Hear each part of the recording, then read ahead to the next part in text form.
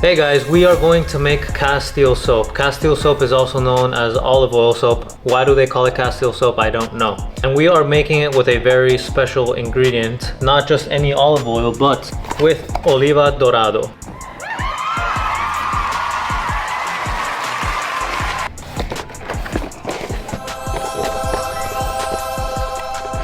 This was sent to me by a good friend. His name is Bowtied Olive, and this is his olive oil. It comes from northern Spain from a single family. They harvest cold press organic olives in-house, and it yields the most delicious olive oil that I've ever had. I want to make a quick comparison on the color, and maybe we'll have the camera girl taste the difference as well. I've got Newman's Own organic extra virgin olive oil. I believe this is from California, if I'm not mistaken. No, it's not, it's from Tunisia. So we've got Tunisia, northern Spain, close in proximity. The Newman's Own doesn't tell me when it was harvested, but the Dorado does. It was harvested in October of 2023. And this is a beautiful bottle. It looks like a wine bottle. I love the long neck. It's got a nice grippy label here too. And it's just overall very classy. It's very elegant presentation.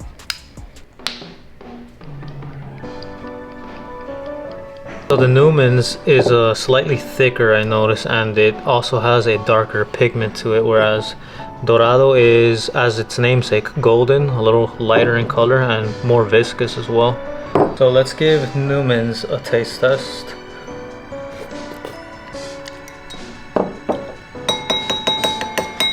It's solid. I'm honestly not an olive oil connoisseur.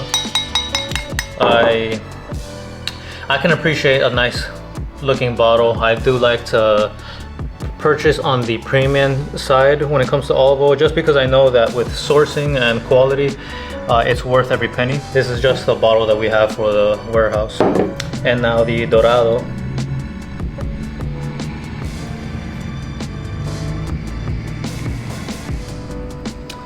There's definitely a difference in taste, and I prefer this one. It's less bitter, it's more fruity, and it's silkier too on the palate. I think this would go excellent with some bread or just drizzled over anything. Really, I love olive oil on my ground beef, on ice cream, on cheese and crackers. Let's have Ashley, the camera girl, try it. This is the Newman's. Pretty good. Is it good? I think you've tried more olive oil than I have.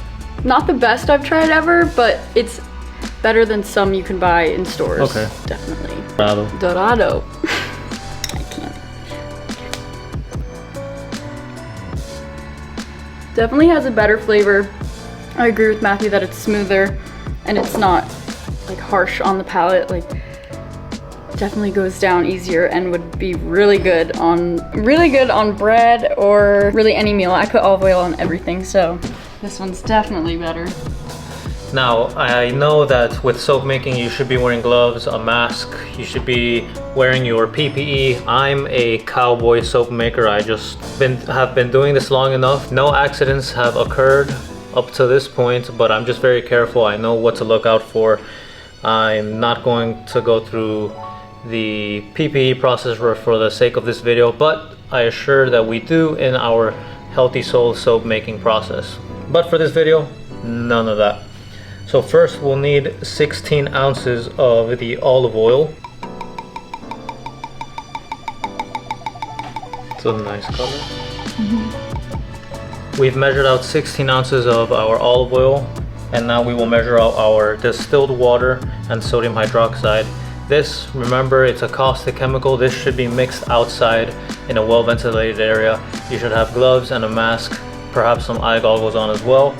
And this is a dangerous chemical on its own, but this is a necessary ingredient in the soap making process. It's what turns the fats and oils in soap into soap. We'll measure out 3.65 ounces of water, and our sodium hydroxide will be measured out at 2 ounces.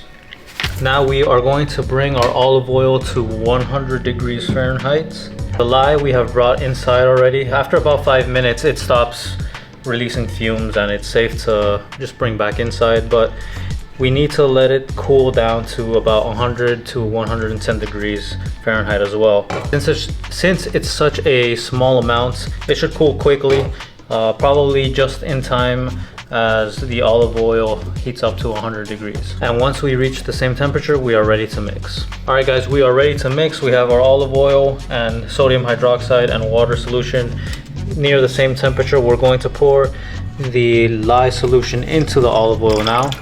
And we threw out our small immersion blender, so we have to use this ridiculous thing to mix that olive oil. So that's no biggie, hopefully it works. We're gonna mix it until we reach trace.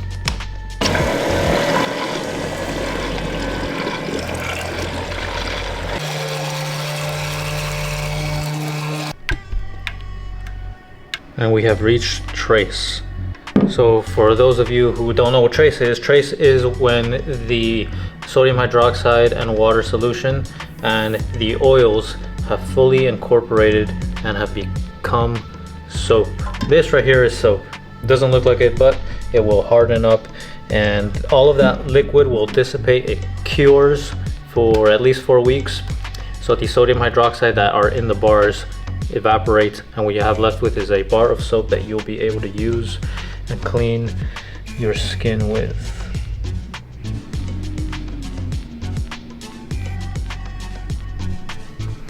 It's now Monday. We've made this batch of soap on Friday and it is hard enough to now take out of the molds. And in 4 weeks this will be good to use. It's kind of tacky and sticky. It took the whole weekend to be able to take it out of the mold. With our tallow soap, usually after about 18 to 24 hours, you're able to take the bars of soap out of their molds and begin slicing them. And that's gotta be due to the low saturated content of this recipe. Tallow is filled with saturated fat. It's a fat that remains solid at room temperature, and that's why it kind of hardens really quickly. This one though, it's still slimy, a little wet, but it'll be good to use in 4 weeks like I said. And there you have it. It smells like olive oil too. This will be a very creamy bar. It won't have the best shelf life, but is definitely a safe to use for the skin. For sensitive skin types, it is a great bar to use, and it's very easy. Olive oil, water, sodium hydroxide, that's all you need.